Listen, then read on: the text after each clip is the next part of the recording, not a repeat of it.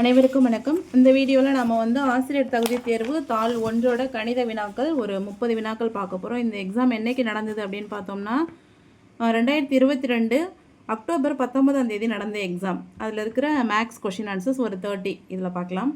Find the length of a room whose area is 153 divided by 10 square meter and whose breadth is 211 by 12 meter. ஒரு அறையின் பரப்பு 153 by 10 சதுர metre மற்றும் அதன் அகலம் 211 by 20 மீட்டர் எனில் அதன் நீளம் என்ன? இது நமக்கு அகலம் கொடுத்துட்டு நீளம் கேட்குறதால இது செவ்வக அறை அப்படின்னு நமக்கு தெரிஞ்சு போச்சு. அறையின் பரப்பளவு கொடுத்துட்டாங்க. செவ்வகத்தின் பரப்பளவு எல்பி அது தெரியும். பரப்பளவு என்னென்னா 153 by 10 சதுர மீட்டர்னு கொடுத்துட்டாங்க. அப்புறம் அகலமும் கொடுத்துட்டாங்க 211 by 20 மீட்டர்.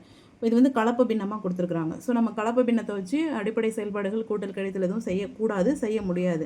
ஸோ கலப்பு பின்னத்தை நம்ம தகா பின்னமாக மாற்றுறோம். அதாவது mixed fraction to improper fraction. கலப்பு பின்னத்தை தகா பின்னமாக மாற்றுறது எல்லாருக்குமே தெரியும். பகுதியையும் முழு எண்ணையும் பெருக்கணும். 2 20 40 ப்ளஸ் தொகுதியை கூட்டணும். 40 + 11 51. 51 by 20 தகா பின்னமாக என்ன செஞ்சுருக்கிறோம், மாற்றிருக்கிறோம். ஸோ இப்போ நம்மக்கிட்ட பரப்பளவுனா L × B. நம்மக்கிட்ட இப்போ B இருக்குது, L தான் வேணும். ஸோ இந்த பரப்பளவு எவ்வளோ கொடுத்துருக்குறாங்க, 153 divided by 10ன்னு கொடுத்துருக்குறாங்க. ஸோ இது நம்ம இப்படி கொண்டு வந்துட்டோம். நமக்கு தேவை L மட்டும் இந்த பக்கம் வச்சுக்கிறோம். 153 by 10 பரப்பளவு இங்கே இருக்குது. இங்கே 51 by 20 ஈக்குவல்ட்டுக்கு இந்த பக்கம் வரும்போது டிவைடில் வரும். அப்போ நம்ம என்ன செய்வோம், பெருக்கல்னு போட்டு தலைகீழாக மாற்றிப்போம். 20 by 51 அப்படின்னு மாற்றிப்போம். ஸோ 0 0 கேன்சல் பண்ணிடலாம். ஒரு 51 51 3 51 153. இங்கே ஒரு 2 இருக்குது. 3 2 6. இப்போ நீளம் எவ்வளோ வருது நமக்கு, 6 மீட்டர். Option A. ஒன்றுமே கிடையாது. நீள அகலம் பரப்பளவு அவ்வளோதான். பரப்பளவு கொடுத்துட்டு அகலம் கொடுத்துட்டு நீளம் கேட்குறாங்க. இதில் என்னென்னா பின்னத்தில் கொடுத்துருக்காங்க, அவ்வளோதான். அடுத்தடுத்த இரட்டைப்படை எண்களின் மீபேவா 2. இது ஸ்டாண்டர்ட் ரிசல்ட்டு, நீங்கள் நோட் பண்ணி கூட வச்சுக்கலாம். அடுத்தடுத்த இரட்டைப்படை எண்களின் மீபேவா 2 மாறவே மாறாது. நம்ம கோடிக்கணக்கான எண்கள் வரைக்கும் போய் இரட்டைப்படை எண்கள் எடுத்து பார்த்தாலுமே மீபேவா 2 தான் வரும். ஃபார் எக்ஸாம்பிள் இங்கே 2 போட்டிருக்கிறேன். இப்போ 38 அடுத்த இரட்டைப்படை எண் 40. அடுத்தடுத்த இரட்டைப்படை எண்கள் இது 2. அதை 2ஆல் மட்டும்தான் வகுக்க முடியும். மீதி இருக்கிறதுக்கு காமனான ஒரு டிவைடர் கிடைக்காது. ஸோ பொதுவான மீபேவா 2. ரேண்டமாக நீங்கள் எது வேணாலும் அடுத்தடுத்த இரட்டைப்படை எண்ணாக இருக்கணும். ஸோ அந்த மாதிரி எடுத்து செக் பண்ணிங்கன்னா தெரியும். அதோட மீபேவா 2 தான். Option D. ஒரு ரேஷன் கடை அலுவலர் 4 மீட்டர் 12 மீட்டர் 16 மீட்டர் அளவுள்ள அறை முழுவதும் ஒரு ரூமோட அளவு கொடுத்துருக்குறாங்க. 240 சென்டிமீட்டர் 120 சென்டிமீட்டர் 40 சென்டிமீட்டர் அளவில் சணல் அரிசி மூட்டைகளை அடுக்குகிறார் எனில் அந்த ரூமில் அரிசி மூட்டைகளை அடுக்குறாங்க. எத்தனை அரிசி மூட்டையை அடுக்க முடியும் அப்படின்னு கேட்குறாங்க. ஃபஸ்ட்டு நீளம் அகலம் உயரம் கொடுத்துருக்கிறதால ரூமோட கெப்பாசிட்டி எவ்வளோன்றதை நம்ம பார்த்துக்கணும். அதோட ரூமோட வால்யூம், ரூம் எவ்வளோ கொள்ளும் அப்படின்றத பார்க்க போகிறோம். இப்போ LBH.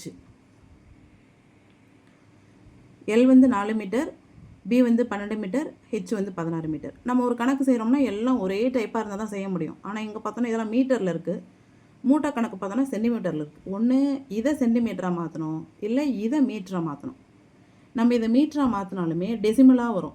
அப்புறம் அது ஒரு கன்ஃபியூஷன் ஆகும் நமக்கு, எத்தனை டெசிமல் பெருக்கணும், எத்தனை டெசிமல் புள்ளி வைக்கணும் அப்படின்ட்டு.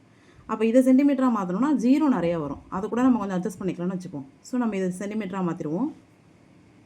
4 metre 400 centimetre, 12 metre 1200 centimetre, 16 metre 1600 centimetre.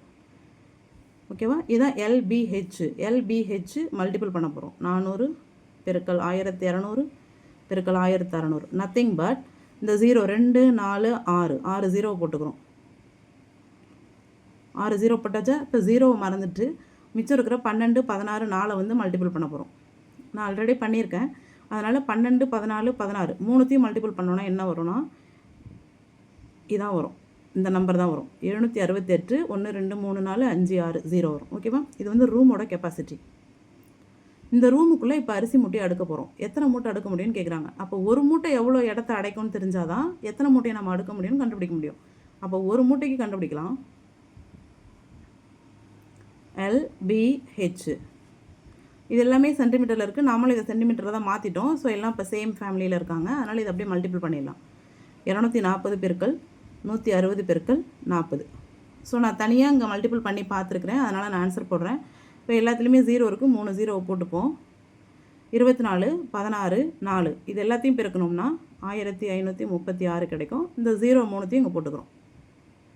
இப்போது இது ஒரு மூட்டையோட வால்யூம், இது ரூமோட வால்யூம். இந்த ரூமில் இந்த மூட்டை மாதிரி எத்தனை மூட்டை வைக்க முடியும்னு கேட்குறாங்க. இந்த ரூமில் இந்த மூட்டை மாதிரி எத்தனை மூட்டை வைக்க முடியும்னு பார்க்க போகிறோம். அப்போ என்ன செய்யணும், இதை இதால் டிவைட் பண்ணணும். 76860 டிவைட் பை 1536 30 கேன்சல் ஆகிடுச்சா? இப்போ இது வந்து ஒரு டைம் 1536. இது அப்படியே 5 டைம். இது வந்து நான் வகுத்து செஞ்சு தான் போட்டேன். ஓகேவா? 1536 5ஆல் பெருக்கிறோம்.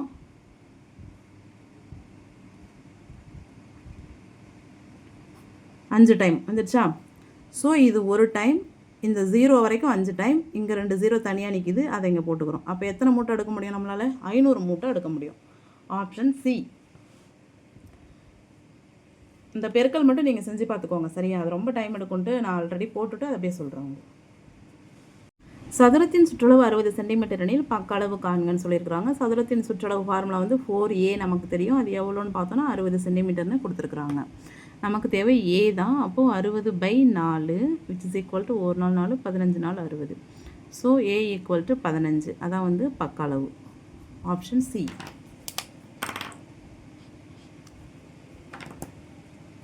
கீழ்கண்ட எண்களில் எது முக்கோண எண் மற்றும் சதுர எண் ஆகும்?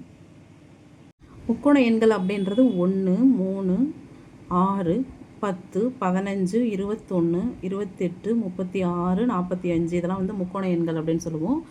ஏன் அப்படின்னு சொன்னீங்கன்னா, இப்போ 3 இருக்குன்னா இப்படி 3 புள்ளி வச்சுட்டோம். இது ஒரு முக்கோண எண். 6 அப்படின்னா 1 2 3 4 5 6. இப்போது இந்த பக்கமும் 3 புள்ளி இருக்குது, இந்த பக்கமும் 3 புள்ளி இருக்குது, இந்த பக்கமும் 3 புள்ளி இருக்குது. ஸோ முக்கோண எண்களோட ஒரு பண்பு என்னன்னு பார்த்தோன்னா, 3 பக்கமும் சமமான எண்ணிக்கையில் புள்ளிகள் இருக்கும். அது வந்து முக்கோண எண்கள். அடுத்தது வந்து சதுர எண்கள் அப்படின்னு பார்த்தோன்னா, நமக்கு தெரியும் ஒரு எண்ணை அதுவே பெருக்கிக் கொள்வது சதுர எண். இப்போ 4 இருக்குன்னா 4ஆல் பெருக்கி வர்றது வந்து சதுர எண். நாங்கள் 16 வருதுலேயே அது சதுர எண். ஸோ அந்த மாதிரி இருக்க சதுர எண்கள் என்னென்ன அப்படின்னா 1 4 9 16 25 36 49 அப்படியே போயிட்டே இருக்கும். சரியா? இப்போ முக்கோண எண்கள்லேயும் 36 வரும், சதுர எண்கள்லேயும் 36 வரும். இந்த மாதிரி வர எண்கள் வந்து முக்கோண எண்லையும் சதுர எண்லையும் வர எண்களை வந்து சதுர முக்கோண எண்கள் அப்படின்னு சொல்லுவாங்க, இல்லைனா வர்க்க முக்கோண எண்கள் அப்படின்னு சொல்லுவாங்க.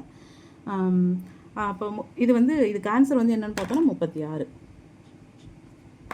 ஒரு கனசதுர வடிவ நீர் தொட்டியானது 1,25,000 லிட்டர் நீர் கொள்ளும் எனில் அந்த தொட்டியின் பக்கத்தின் நீளத்தை மீட்டரில் காண்க அப்படின்னு சொல்லி கொடுத்துருக்குறாங்க. இங்கே வந்து நம்ம இந்த அழகை வந்து நல்லா நோட் பண்ணணும். இங்கே லிட்டரில் கொடுத்துருக்குறாங்க, இங்கே மீட்டரில் கேட்டிருக்கிறாங்க. இதை மட்டும் நம்ம கொஞ்சம் கேர்ஃபுல்லாக பார்த்துக்கணும். பொதுவாகவே நமக்கு வந்து இந்த வாய்ப்பாடு ஒன்று தெரியும். அதாவது 1000 litre equal to 1 metre cube அப்படின்றது நமக்கு தெரியும். அதே மாதிரி இப்போ வந்து 1,25,000 லிட்டர் கொடுத்துருக்காங்கன்னா அதை வந்து நம்ம என்ன செய்யணும், மீட்டர் கியூபாக மாற்றிக்கணும். அப்போ 1000 லிட்டர் 1 மீட்டர் கியூப்னா 1,25,000 லிட்டர் வந்து 125 மீட்டர் கியூப். இப்போ நம்ம வந்து மீட்டர் கியூபாக என்ன செஞ்சிட்டோம், சேஞ்ச் பண்ணிட்டோம். ஆக்சுவலாக இப்போ நம்ம சேஞ்ச் பண்ணியிருக்கிறது என்ன அப்படின்னு பார்த்தோன்னா, கனசதுர வடிவ தொட்டியின் கொள்ளளவு. கொள்ளளவுலாம் என்ன, கன அளவு. ஓகேவா? கனசதுரத்தோட கன அளவு தான் இது. இப்போ நம்ம மீட்டர் கியூபாக சேஞ்ச் பண்ணியிருக்கிறது. கனசதுரத்தின் கன அளவு ஃபார்முலா என்ன, ஏ கியூப். ஸோ நம்ம என்ன சேஞ்ச் பண்ணியிருக்கோம், லிட்டர்லேருந்து மீட்டர் கியூபாக சேஞ்ச் பண்ணியிருக்கோம். ஏ கியூப் என்னது, இப்போது 125 மீட்டர் கியூப். ஓகேவா? இப்போ ஏ ஈக்குவல் டு என்ன அப்படின்றத நம்ம கண்டுபிடிக்கணும். So a cube which is equal to 125 எப்படி எழுதலாம்னா 5 கியூப்னு எழுதலாம் இல்லையா? அப்போ ஏ ஈக்குவல் டு 5 மீட்டர். இங்கே மீட்டர் கியூபில் இருக்குது, ஸோ இங்கே மீட்டர் வந்துடுச்சு. இப்போ அதுக்கு ஆன்சர் என்ன, அந்த தொட்டியின் பக்கத்தின் நீளம் வந்து 5 மீட்டர். அடுத்த கணக்கு பார்த்தோன்னு சொன்னீங்கன்னா, find the complementary angle of x degree. எக்ஸின் நிரப்பு கோணத்தை காண்க அப்படின்னு சொல்லியிருக்கிறாங்க. ஃபர்ஸ்ட் நாம் எக்ஸ் என்னான்னு கண்டுபிடிக்கணும், அப்புறமா தான் அதோட நிரப்பு கோணத்தை கண்டுபிடிக்க முடியும். ஸோ ஒரு நேர்கோணத்தின் அளவு வந்து 180 டிகிரி. அதில் வந்து 70ம் 50ம் இருக்குது. எக்ஸ் வந்து நாம் கண்டுபிடிக்கணும். அப்போ 70யும் 50யும் கூட்டுறோம் 120. 180லேருந்து 120 கழிச்சிட்டோம்னா நமக்கு வர்றது 60 டிகிரி. அப்போ எக்ஸ் வந்து நமக்கு 60 டிகிரி தான். எக்ஸ்னா 60 அப்படின்னு 60 ஆன்சர் போட்டுறக்கூடாது. ஏன்னா அவங்க கேட்குறது எக்ஸோட நிரப்பு கோணம் தான் கேட்குறாங்க. நிரப்பு கோணம் அப்படின்னா 90லேருந்து அதை கழிச்சா நமக்கு போதும். 90லேருந்து 60 கழிச்சிட்டோம்னா நமக்கு என்ன வரும், 30 டிகிரி. ஸோ எக்ஸின் நிரப்பு கோணம் என்ன, 30 degree. Option D. 3 power 125 minus 1 மற்றும் 3 பவர் 35 மைனஸ் 1 ஆகியவற்றின் மீபே வா கேட்குறாங்க. மீப்பெரு பொது காரணி கேட்குறாங்க. 3 பவர் 125 மைனஸ் 1 இருக்குது. நமக்கு தெரியும் மீப்பேரு பொது காரணினா பொதுவாக இருக்கணும், அதான் நமக்கு முக்கியம். ஸோ இப்போ வந்து நம்ம என்ன செய்வோம், அதை 3 பவர் 125 எப்படி எழுதலாம், 5 கியூப் அப்படின்னு எழுதலாமா? 125 மட்டுமே 5 கியூப்னு எழுதலாமா? இங்கே வந்து மைனஸ் 1 இருக்குது. இதை மீண்டும் எப்படி எழுதலாம்னா 3 பவர் 5 ஹோல் கியூப் மைனஸ் 1 எழுதலாமா? சரி, இது அப்படியே இருக்கட்டும். அடுத்து இந்த டேர்முக்கு வரும். 3 பவர் 35 மைனஸ் 1. இது எப்படி எழுதலாம்? 3 பவர் 35 எப்படி எழுதலாம்? 5 இன்ட்டு 7, 7 35ன்னு எழுதலாமா? மைனஸ் 1. அடுத்து எப்படி எழுதலாம்? 7 35 வந்துருமா? ரைட். இந்த ஸ்டெப் வந்து நம்ம எப்படி எழுதுகிறோன்னா 3 பவர் 5 ஹோல் பவர் 7 மைனஸ் 1 அப்படி எழுதலாமா? இப்போ இங்கேயும் 3 power 5 whole cube 3 power 5 whole power 7 இருக்குது. இப்போ இதை எப்படி இன்னும் எழுதலாம்னா 3 power 5 whole cube minus 1 cube அப்படி எழுதலாம். அதே மாதிரி இதையும் 3 power 5 whole power 7 minus 1 power 7, 1 எந்த பவர் போட்டாலும் 1 தான் வரப்போகுது. ஸோ இந்த மாதிரி எழுதிக்கலாம். இப்போ இந்த டேர்மையும் அப்சர்வ் பண்ணோன்னா பொதுவாக என்ன இருக்குது, 3 பவர் 5 மைனஸ் 1, 3 பவர் 5 மைனஸ் 1ன்றது பொதுவாக இருக்குது. ஸோ அதில் மீபேவா என்ன வரும்? 3 பவர் 5 மைனஸ் 1. ஒரு சரிவகத்தின் இணையற்ற பக்கங்கள் சமம் எனில் அது ஒரு டேஷ் எனப்படும். இது வந்து இணை பக்கங்கள். இது ரெண்டுமே எப்படி போகும்? இணையாக போகும். இணை பக்கங்கள். இணையற்ற பக்கங்கள்னால் இதுவும் தான். இது ரெண்டுமே இப்போ சமமாக இருந்ததுன்னா இது என்ன? இரு சம பக்க சரிவகம், ஐசோஸ்லஸ் ட்ரெபீஷியம். 55 89 எக்ஸ் 233 377 610 மேற்காணும் எண் வரிசையில் எக்ஸின் மதிப்பு கேட்குறாங்க. ஒன்றும் கிடையாது. 55 கூட 33 கூட்டிக்கிறோம் 89. திரும்ப 89 கூட இந்த 55 கூட்டிக்கிறோம் 144. திரும்ப 144ஓட 89 கூட்டுறோம் 233. திரும்ப 233ஓட 144 கூட்டுறோம் 377. திரும்ப 377ஓட 233 கூட்டுறோம் 610. இதுதான் இந்த சீரீஸ். இப்போது 89 55 கூட்டினா 143, 144 அதான் ஆன்சர். 26 மாணவர்கள் 104 பேனாக்களை சமமாக பிரித்தெடுக்கிறார்கள் எனில் 150 மாணாக்கர்களுக்கு எத்தனை பேனாக்கள் கிடைக்கும்? மொத்தம் பேனா வந்து 104 இருக்குது. அதை வந்து 26 பேர் சமமாக பிரிச்சுக்கிறாங்க. அப்போ மீதி எதுவுமே மீறாது. ஓகேவா? சமமாக பிரிச்சுக்கிறாங்க. அப்போ ஒரு 26 26, 4 24 104, 4 24, 4 2 8 2 10, 4 26 104. அப்போ ஒரு மாணவனுக்கு எத்தனை பேனா கிடைக்குது? 4 பேனா கிடைக்குது. அவங்க என்ன கேட்குறாங்க? 150 மாணவர்களுக்கு எத்தனை பேனா கிடைக்கும்னு கேட்குறாங்க. ஒரு பையனுக்கு 4 பேனானா 150 பேருக்கு எத்தனை அப்படின்னா 150 × 4 600 பேனா கிடைக்கும். 150 மாணவர்களுக்கு எத்தனை பேனா கிடைக்கும்? 600 பேனா கிடைக்கும். 126 சென்டிமீட்டர் நீளமுள்ள ஒரு கோட்டு துண்டை 3:4 என்ற விகிதத்தில் 2ஆக பிரித்தால் கிடைக்கும் பெரிய கோட்டு துண்டின் நீளத்தின் 15 மடங்கு எவ்வளவு? 3:4 அப்படிதான் 3 பங்கு 4 பங்கு ஆக மொத்தம் 7 பங்கு. எதை 7 பங்கு போடுறாங்கன்னா 126 சென்டிமீட்டர் நீளமுள்ள கோட்டு துண்டை 7 பங்கு போடுறாங்க. அப்போது இதை 7ஆல் நம்ம என்ன செய்யலாம்? டிவைட் பண்ணலாம். 126 7, 1 7 5 56, 8 56 0. ஸோ அப்போ 18. ஒரு பங்குன்றது 18.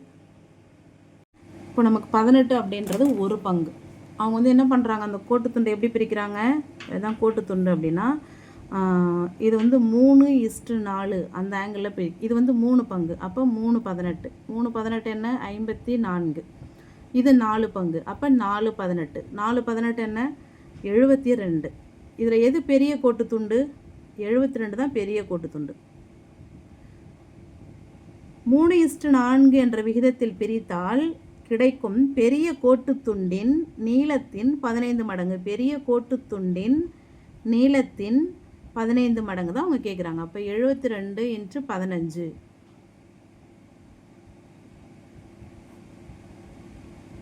1080. இதான் வந்து இதுக்கு ரைட் ஆன்சர். இதில் கொடுத்துருக்குற ஆன்சர்ஸ் எல்லாமே தப்பு. ஸோ இதுக்கு ரைட் ஆன்சர் வந்து 1080.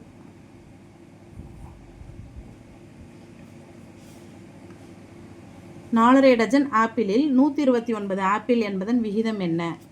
இது எண்ணிக்கையில் இருக்குது, இது டஜனில் இருக்குது. ஒரு டஜன் அப்படின்றது 12, அரை டஜன் அப்படின்றது 6, 4 டஜன் அப்படின்றது 4 × 12 48. நம்மக்கிட்ட இருக்கிறது 4 ஒரு 4 டஜன் ஒரு அரை டஜன். அப்போ 48 6 54 ஆப்பிள் நம்மக்கிட்ட இருக்குது. இப்போ இதை டஜனில் இருந்ததை எண்ணிக்கையில் மாற்றிட்டோம். இந்த பக்கம் 129 ஆப்பிள் இருக்குது. இதான் வந்து விகிதம். 4 டஜன் ஆப்பிள்னா 54 ஆப்பிள், இது 129 ஆப்பிள். இதை வந்து எந்த நம்பரால் சுருக்க முடியும்? இன்னும் கொஞ்சம் சிம்பிளிஃபை பண்ணணும் அப்படின்னா 5 4 9 10 12 3ஆல் மட்டும்தான் சுருக்க முடியும்.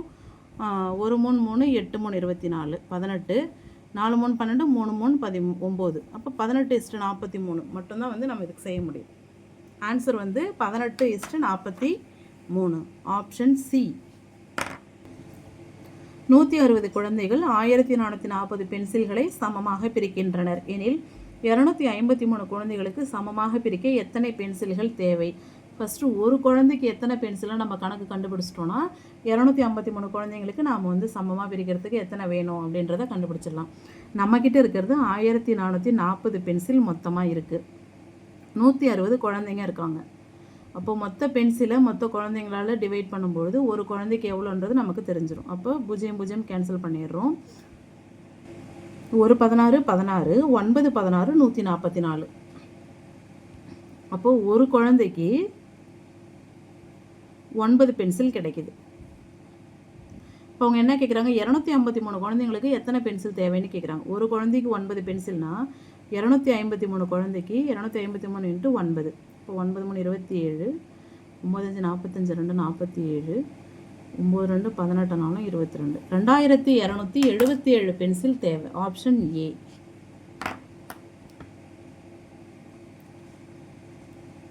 அஞ்சு x/5 + 3 3/7 = 309/35.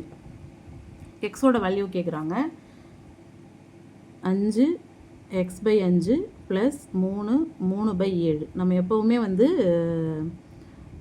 309/35 எப்போவுமே கலப்பு பின்னத்தை வச்சு நம்ம கணக்கு போட முடியாது. அதை வந்து இம்ப்ராப்பர் ஃப்ராக்ஷனாக மாற்றணும், தகா பின்னமாக மாற்றணும். ஸோ 5 25, 25 எக்ஸும் 25 + x/5 + 3 21, 21 3 24/7 = இதுக்கு எல்சிஎம் எடுக்கிறோம். 7 5 35. ஸோ இதை வந்து 7ஆல் பெருக்கினா 35 வரும். அதனால் இதையும் வந்து நம்ம என்ன செய்கிறோம், 7ஆல் பெருக்கிறோம். அப்போ 7 × 25 + x ப்ளஸ் இதை வந்து 5ஆல் பெருக்கிறோம். அப்போ இதையும் 5ஆல் பெருக்கிறோம். அப்போ 120. எவ்வளோ நமக்கு வேல்யூ? 309/35 கொடுத்துருக்குறாங்க. இப்போது 35 35 நம்ம லீவ் இட் பண்ணிவிட்டு இக்னோர் பண்ணிவிட்டு நியூமரேட்டரை மட்டும் நம்ம வந்து ஈக்குவல் பண்ணலாம். இப்போது 7 × 25 + x + 120 = 309. இப்போது 7 உள்ள எடுத்துகிட்டு போய் பெருக்கிறோம். 7 5 35, 7 2 14, 175 + 7x = 309 + 120 இங்கே வந்தால் -120, 189. 309ல் 120 போயிடுச்சுன்னா 189. இப்போ மீண்டும் வந்து நம்ம 7x இங்கே வச்சுக்கிறோம். அங்கே வந்து 189 இருக்குது, ப்ளஸ் 175 இங்கே வந்தால் -175 = 14 கிடைக்குது. நமக்கு வந்து 7x = 14 கிடைக்குது. அப்போ x = 14/7 = 2. x = 2. Option C. ஒரு ஒழுங்கு பலகோணத்தின் சுழற்சி கோணம் 40 டிகிரி எனில் அப்பலகோணத்தின் பெயர் என்னன்னு கேட்குறாங்க. ஃபஸ்ட்டு வந்து அதில் எத்தனை பக்கம் இருக்குது அப்படின்றத கண்டுபிடிச்சிருவோம். சுழற்சி கோணம் 40 டிகிரி கொடுத்துருக்காங்க. ஒழுங்கு பலகோணம்னா 320 டிகிரி டிவைடட் பை 40 டிகிரின்னு போடணும். போட்டோம்னா 1 4 9 4 36. அப்போது 9 பக்கங்கள் இருக்கும் அதில். ஸோ அப்போ 9 பக்கங்கள் கொண்ட பலகோணம்.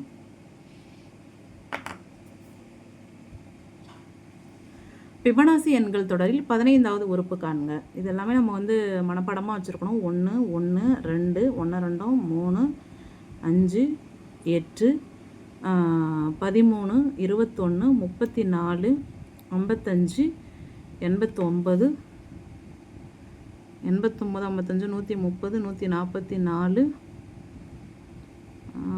233,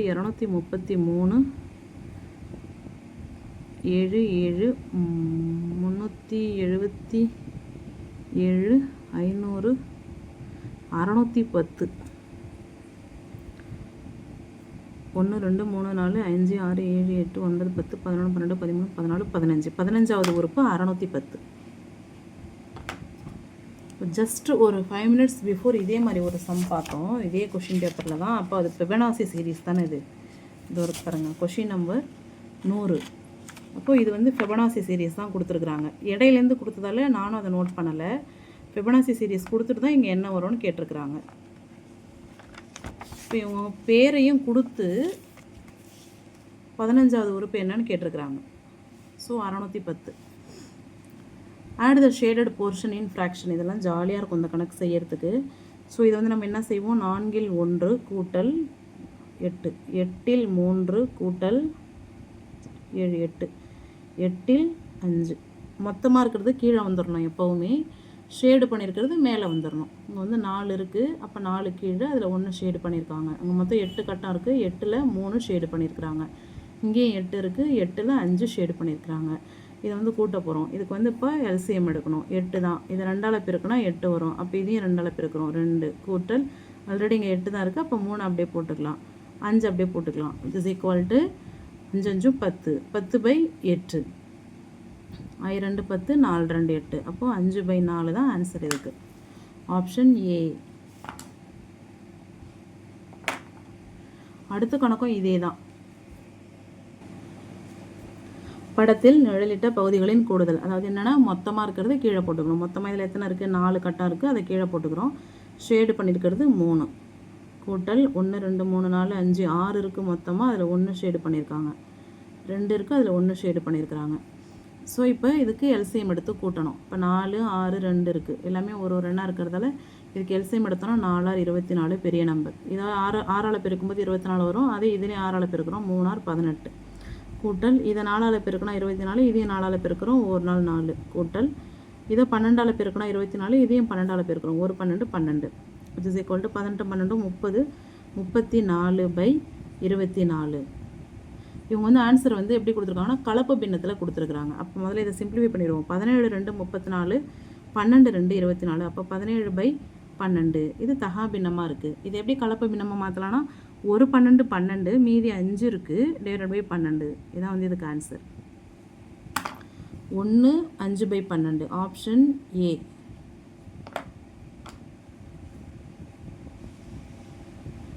0 7 1 ஆகிய எண்களை ஒரு முறை பயன்படுத்தி உருவாக்கப்படும் மூவிலக்க எண்களின் எண்ணிக்கை என்ன? இப்போ வந்து நம்மக்கிட்ட என்னென்ன இருக்குது, 0 இருக்குது, 7 இருக்குது, 1 இருக்குது.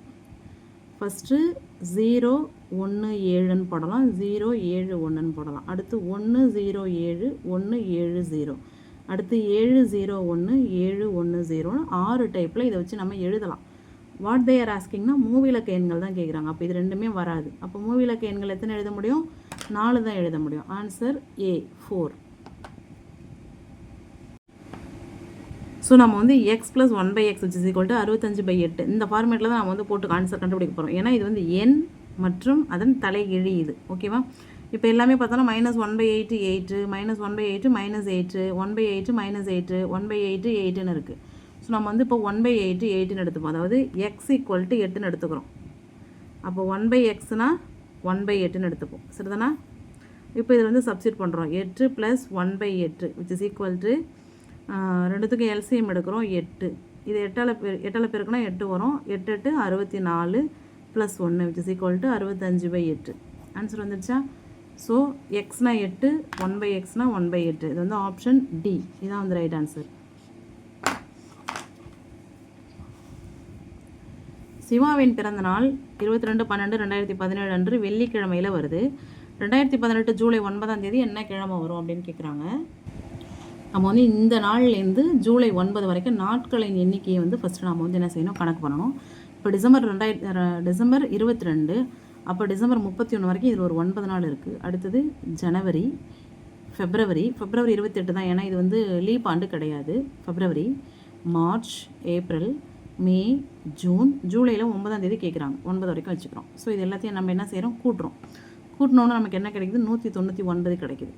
31 9 40, 68 69 99 129 130 160 190 199 199 என்ன செய்கிறோம், வார நாட்களின் எண்ணிக்கை 7ஆல் டிவைட் பண்ணுறோம்.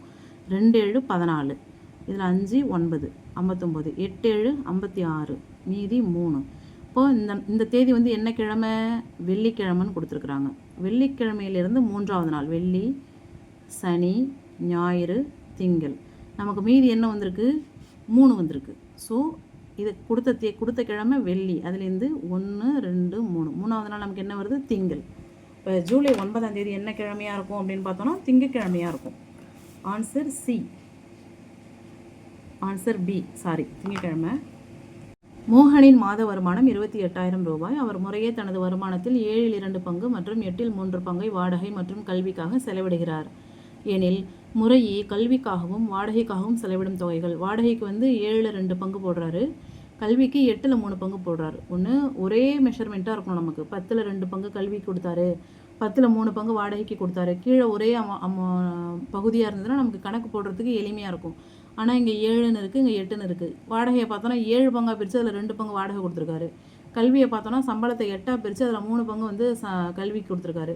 ஸோ நம்ம முதல்ல பகுதியை வந்து சமப்படுத்த வேண்டிய அவசியத்தில் இருக்கிறோம். இப்போ வந்து ரெண்டுத்துக்கும் எல்சிஎம் எடுக்கணும். 7 8 56, 56 தான் எல்சிஎம். இப்போ வாடகையை வந்து 56க்கு சமப்படுத்துகிறோம். 7ஓட 8 பெருக்குனா 56 வரும். அதே 8ஆல் மேலையும் பெருக்கிறோம். 2 8 16. இதான் வந்து இப்போ ரெண்ட்டு. 56 பங்கில் 16 பங்கு ரெண்ட்டுக்கு கொடுத்துட்டாரு. ஓகே தானே? அதே மாதிரி இங்கே வரும். இதையும் வந்து இப்போ 56க்கு சமப்படுத்துகிறோம். 8ஓட 7 பெருக்கணும் 56, அதே 7ஆல் 3ஐயும் பெருக்கிறோம். 3 7 21. அப்போது 56ல் 21 பங்கு எது கொடுத்துட்டாரு, கல்விக்கு கொடுத்துட்டாரு. சரிதானா? எஜுகேஷன். அப்போ அவங்க என்ன கேட்குறாங்க, தொகையே கேட்குறாங்க. இப்போ வந்து நமக்கு பங்கா, அதாவது பின்னத்தில் கொடுத்துருக்குறாங்க, விகிதமாக பங்காக கொடுத்துட்டு தொகை எவ்வளோ ரூபான்னு கேட்குறாங்க. இப்போ பாருங்களேன், இங்கேயும் 56, இங்கேயும் 56. அவர் சம்பளம் 28,000 இருக்குல்ல, அதை வந்து 56 பங்காக பிரித்து 16 பங்கு வாடகையாகவும் 21 பங்கு கல்விக்கும் கொடுத்துட்டாரு. இப்போ நம்ம இப்படி போடலாம். 56ல் 16 பங்கு வாடகைக்கு கொடுத்தா 28,000த்தில் எவ்வளோ வாடகைக்கு கொடுத்துருப்போம். ஸோ இப்போ இதை வந்து நம்ம என்ன செய்ய போகிறோம், சிம்பிளிஃபை பண்ண போகிறோம். இங்கே 28 இருக்குது, இங்கே 56 இருக்குது. இப்போ பாருங்கள், 2 28 56 நமக்கு தெரியும்ல.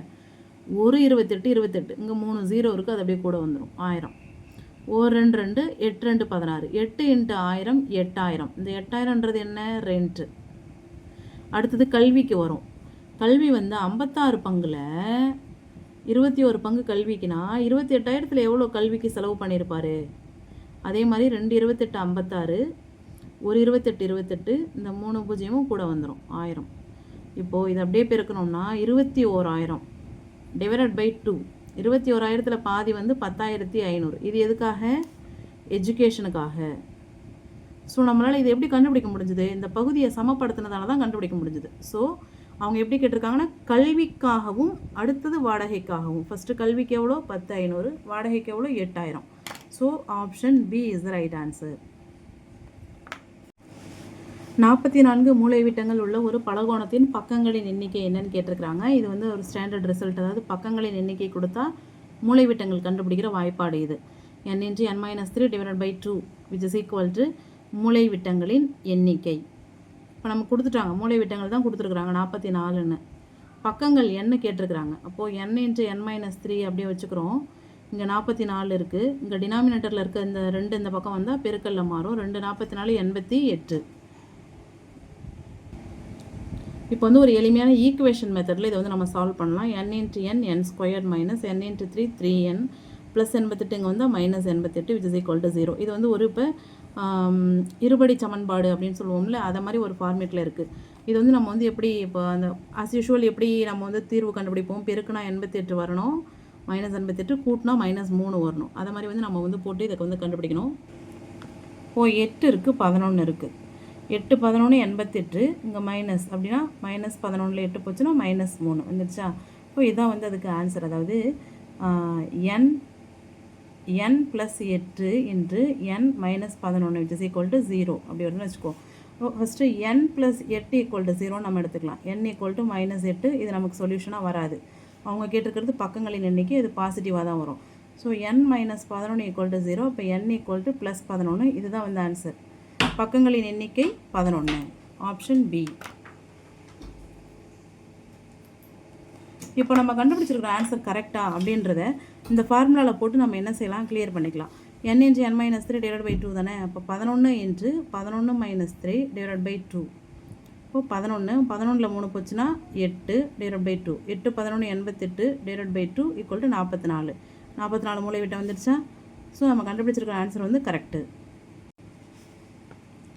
இது வந்து சர்வசம முக்கோணங்கள். முக்கோணம் ஏபிசி மற்றும் டிஇஎஃப்பில் ஏபி = இஎஃப், அதாவது இதே மாதிரி நம்ம வந்து வரைஞ்சி பார்க்கணும். இப்போ வந்து முக்கோணம் ஏபிசி அப்படின்னு நாம் வச்சுக்கிறோன்னா, இது வந்து ஏ, இது வந்து பி, இது வந்து சி அப்படி வச்சுக்கிறோன்னா, ஏபிக்கு அவங்க என்ன கொடுத்துருக்குறாங்க, இஎஃப் கொடுத்துருக்குறாங்க. ஓகேவா. அடுத்து பிசிக்கு என்ன கொடுத்துருக்குறாங்க, டிஇ கொடுத்துருக்குறாங்க. அப்போ இங்கே தான் வந்து இ வரணும், இங்கே வந்து எஃப் வரணும். ஸோ இது டி. அடுத்து சிஏக்கு என்ன கொடுத்துருக்குறாங்க, எஃப்டி கொடுத்துருக்குறாங்க. அவ்வளோதான்.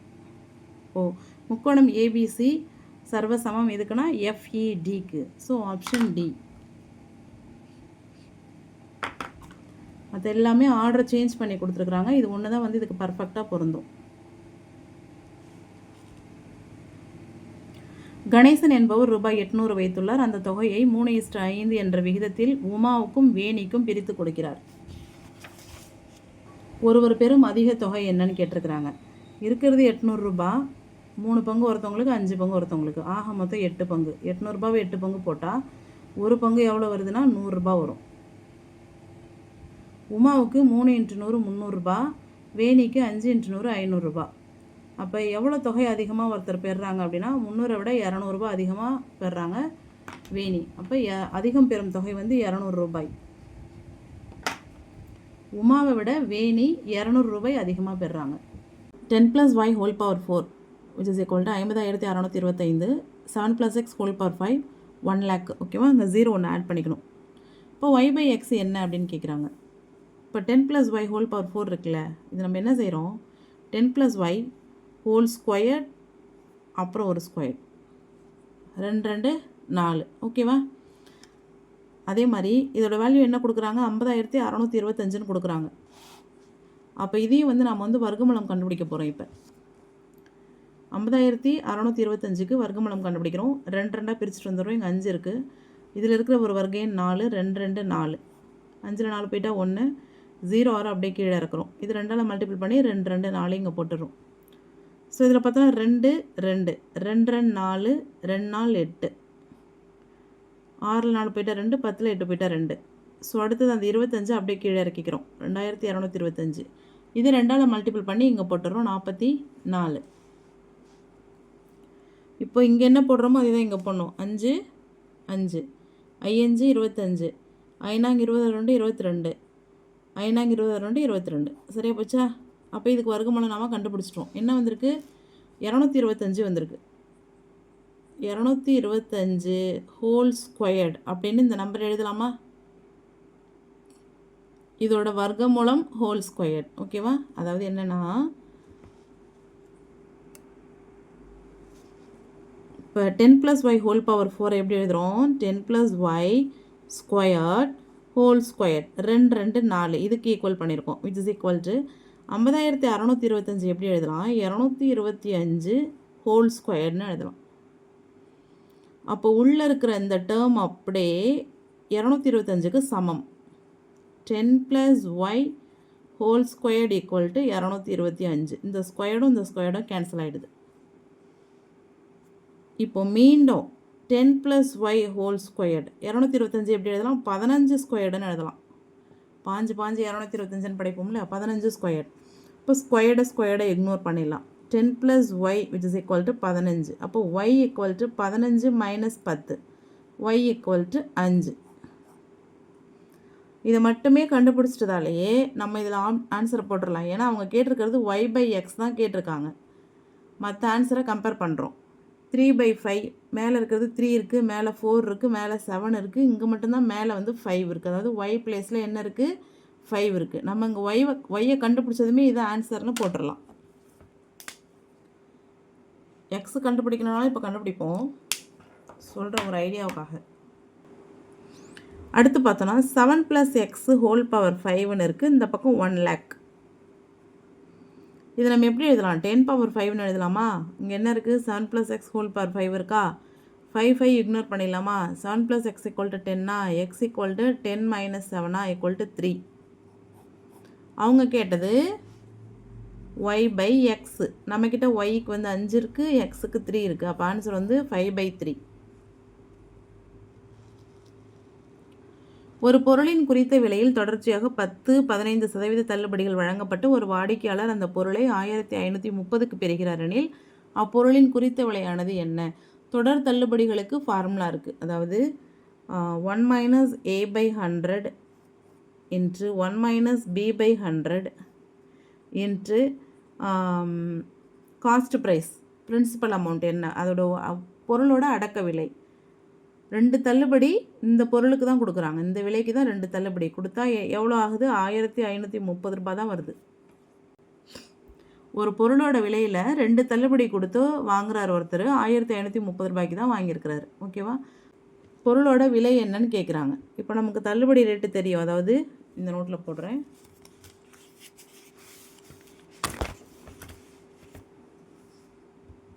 1 - 10%/100 1 - 15%/100 இன்ட்டு காஸ்ட் ப்ரைஸ் தெரியாது, which is equal to 1530. இப்போ இதுக்கு எல்சிஎம் எடுப்போம். 1 × 100 100, 1 × 100 100, 100 - 10 90/100 இன்ட்டு அதே மாதிரி இதுக்கு எல்சிஎம் எடுத்தோம்னா 1 × 100 100, 100 - 15 85/100 இன்ட்டு காஸ்ட் ப்ரைஸ் 1530. நமக்கு தேவை காஸ்ட் ப்ரைஸ் தான். 1530 இங்கே இருக்குது. இது அப்படியே இந்த பக்கம் தலைகீழாக மாறும். 100/90 இன்ட்டு 100/85. இப்போ இதை சிம்பிளிஃபை பண்ணிடலாமா?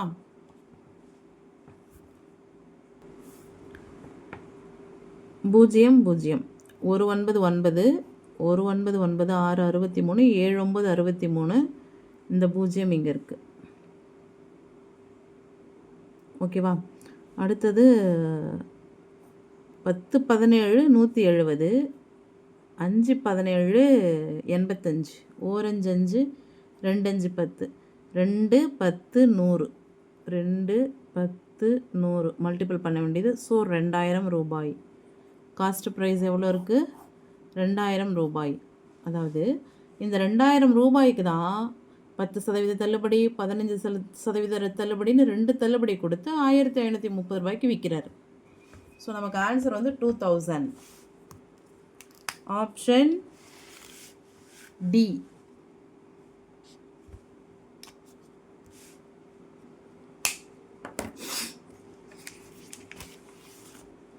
ஒரு நகைக்கடையில் உள்ள பாதுகாப்பு பெட்டகத்திற்கான திறவுகோல் எண் 3 இலக்கங்களை கொண்ட தனித்துவமான எண்ணாக அமைப்பதற்கு ஒவ்வொரு இடம் மதிப்பிலும் 0 முதல் 9 வரையிலான எண்களை கொண்டு உருவாக்க வேண்டுமெனில் ஒரு தனித்துவமான திறவுகோல் எண் அமைப்பதற்கு எத்தனை விதமான வழிகள் உள்ளன?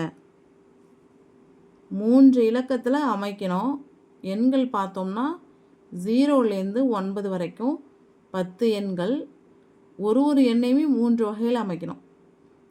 3 இலக்கத்தில் அமைக்கணும். ஸோ அப்போ 10 கியூப். இப்போது ஃபார் எக்ஸாம்பிள் ஒன்று சொல்கிறேன். இப்போ அங்கே 1 எடுத்துக்கிட்டோம்னா 3 இலக்கத்தில் அமைக்கிறோம்ல, 2 3 வரலாம், 3 4 வரலாம், 4 5 வரலாம், 5 6 வரலாம், 6 7 வரலாம், இல்லை திரும்பவும் 6 2 வரலாம், 5 2 வரலாம், 4 2 வரலாம். ஸோ ஃபஸ்ட்டு இலக்கம் 1ன்னு எடுத்துக்கிட்டாலே இத்தனை சேஞ்சஸ் இதில் வரும். ஓகேவா? அதே மாதிரி நம்மக்கிட்ட இருக்கிறது 10 எண்கள் இருக்குது. அதை 3 இலக்க எண்களாக அமைக்க போகிறோம். அப்போ எத்தனை வழிகள்னால் 10 கியூப், 1000 வழிகள் இருக்குது. Option D. இது எல்லாமே வந்து 19ஆம் தேதி நடந்த எக்ஸாம்ஸோட மேக்ஸ் ஆன்சர்ஸ் தான் பார்த்துருக்கோம்.